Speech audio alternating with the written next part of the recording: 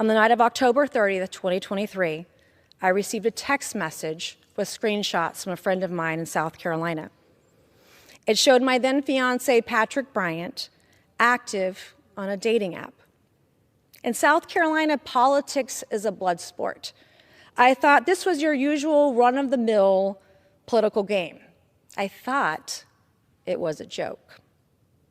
When I confronted Patrick Bryant 4 days later, on November 3rd, the first thing he did was take his phone and put it in a safe and lock it.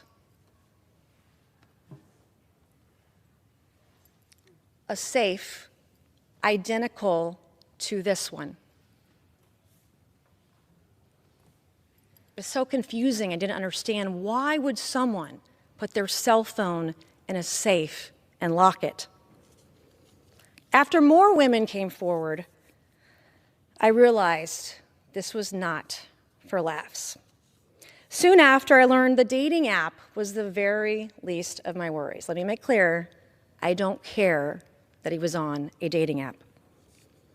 2 days later, Patrick Bryant put my thumbprint on his phone. One just like this. He put his thumbprint, my thumbprint, on his phone.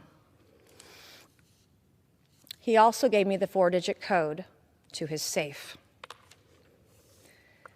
The night that I was given legal access to his phone, I opened it for the first time. And what I discovered shocked me to my core. One of the first videos I saw was of a woman. She was incapacitated, and she was being raped.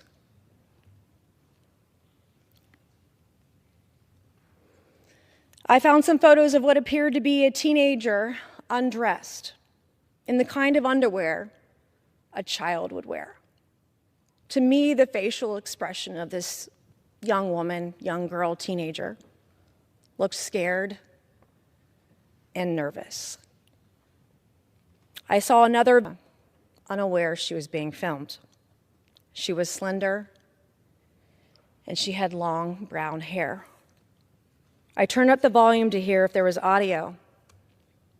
I heard my voice.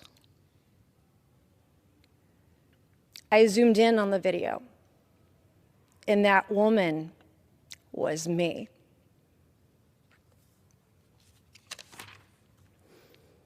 My entire body was paralyzed, and I couldn't move.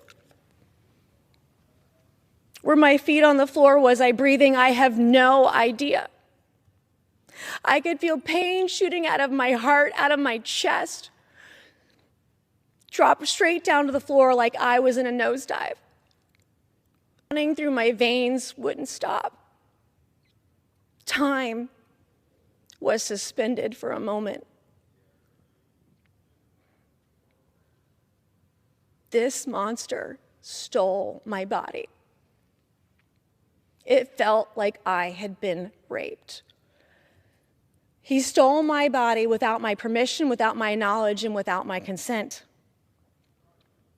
This hidden camera that I found was at a property owned by Patrick Bryant and his business partner, Brian Musgrave. Something this small that could violate so many to such a heinous degree.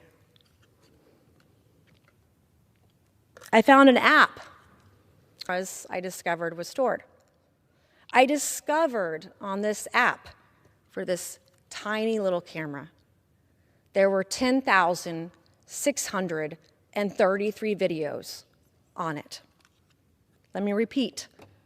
Just one camera I found had 10,633 videos on it. Patrick Bryant must have forgotten. In my younger days, in my youth, I used to be a computer programmer. I know enough about technology. I found more photos, this time of female employees.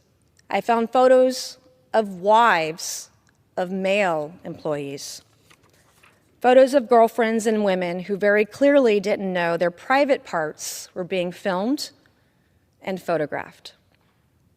I found file after file after file Patrick Bryant had upskirt photos of one particular victim, the wife of a male employee, who was also one of his best friends. He took upskirt photos of his employee's wife spanning at least 8 years. He even took upskirt photos of her on their family vacations. And I know she had no idea these photos were being taken because of the way that they were taken. There's no way that she knew about it. I found about a dozen photos in Patrick Bryant's trash bin of underage girls that he deleted in the hours after he gave me access to his phone. Daughters of some of his business partners, some of them in bikinis. If you're a 50-year-old man and you have teenage girls in bikinis on your phone and it's okay, why would you delete them in the hours after your fiance got access to your phone? There's nothing wrong with it. Why would these 12-plus videos of 12-plus photos of these underage girls be in your trash bin? What are you to worry about if there's nothing going on? But 3 of the teenage girls I saw in his trash bin of his business partners were in bikinis. One of these jarring photos of the child of one of his business partners was an underage girl, fully clothed, but her legs were spread open, unaware she was being photographed. Patrick Bryant took this photo from his penis area. In my accidental discovery, I found multiple devices used by him to record with Patrick Bryant and his business partners. The weekend I was giving access to Patrick Bryant's phone, I found evidence that he got a second mobile device. I documented it.